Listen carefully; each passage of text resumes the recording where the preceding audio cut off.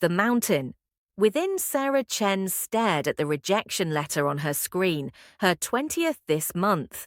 The soft glow of her laptop illuminated her small studio apartment, where cardboard boxes still sat unpacked from her move to Seattle 3 months ago. Another publishing house had passed on her manuscript, this time with the same polite but crushing words. "While your story shows promise, it's not quite what we're looking for at this time." She closed her laptop and walked to the window, watching raindrops race down the glass. The Space Needle pierced the grey sky in the distance, a reminder of how far she'd come from her small hometown in Michigan. At 32, she'd left behind a stable job as an accountant to pursue her dream of becoming a writer. Her parents had called her crazy. Maybe they were right. The novel she'd spent 2 years writing sat heavy in her mind. The Mountain Within, a story about a Chinese-American woman discovering her family's hidden past during World War II. It wasn't trendy or commercial enough, according to the agents who bothered to respond. But it was the story she needed to tell, inspired by her own grandmother's journey. Her phone buzzed, a text from her mother. The accounting firm called again. "They're still holding the position for you." Sarah's fingers hovered over the screen. It would be so easy to go back, to slip into the comfort of spreadsheets and steady paychecks. Her savings were dwindling, and her part-time job at the local bookstore barely covered rent. Instead of responding, she put on her running shoes. The rain had settled into a fine mist as she jogged through her new neighborhood. She passed the Vietnamese restaurant where she'd become a regular, waving to Mrs. Nguyen through the steamy window. The old woman reminded her of her grandmother, the same quiet strength, the same knowing smile. Running had become her therapy since moving here. Each step helped sort the chaos in her mind, like shuffling papers into neat piles.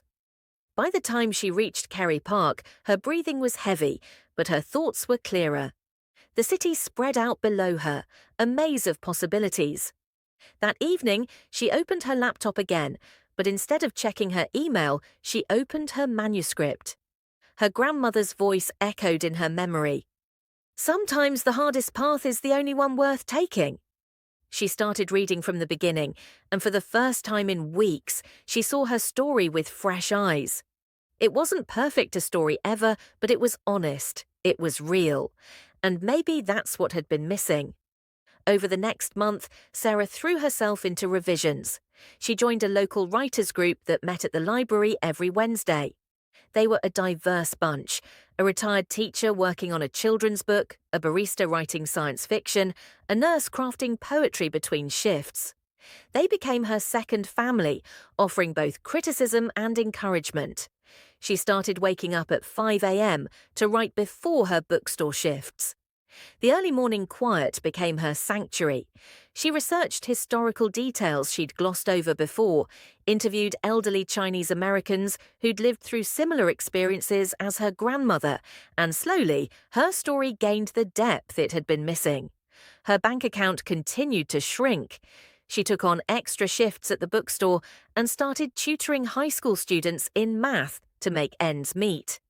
Some nights, she ate nothing but instant noodles, remembering how her grandmother had survived on less during harder times.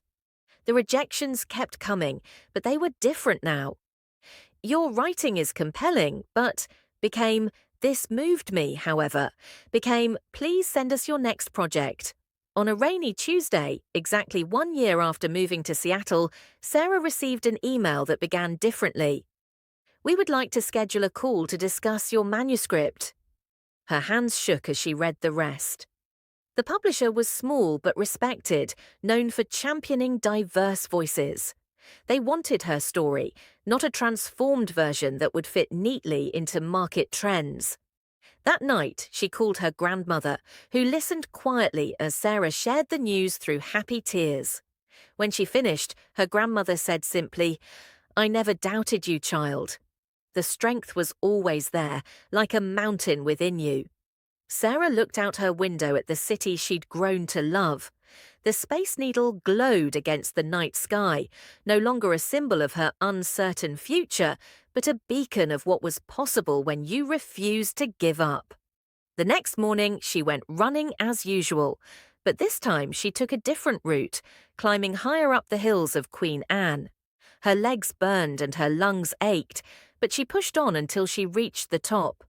The sun was breaking through the clouds, painting the city in shades of gold. She thought about all the moments she could have given up, the nights she'd cried herself to sleep, the mornings she'd almost booked a flight back home, the days when the weight of her dream felt too heavy to bear. But she hadn't. She'd kept going. One word, one step, one day at a time. Her phone buzzed with another text from her mother. This time, Sarah responded immediately. "You were right. I was crazy to try this, crazy enough to succeed." Months later, at her book launch in the same bookstore where she'd worked, Sarah read the dedication aloud. "For my grandmother, who taught me that perseverance isn't about never falling, it's about rising every time you fall. And for everyone who's ever been told their story doesn't fit, keep writing, keep fighting, keep climbing your mountain." The small crowd applauded, but Sarah wasn't listening to them. She was watching her grandmother in the front row, tears streaming down her weathered face, nodding with pride. In that moment, Sarah understood that success wasn't just about reaching the summit, it was about honoring the climb itself. That night, after the celebrations had ended and the bookstore had closed, Sarah sat at her desk and opened a new document. Her fingers hovered over the keyboard for a moment before she began to type. Chapter 1... Because that's what perseverance really means, knowing that every summit reached is just the beginning of another climb.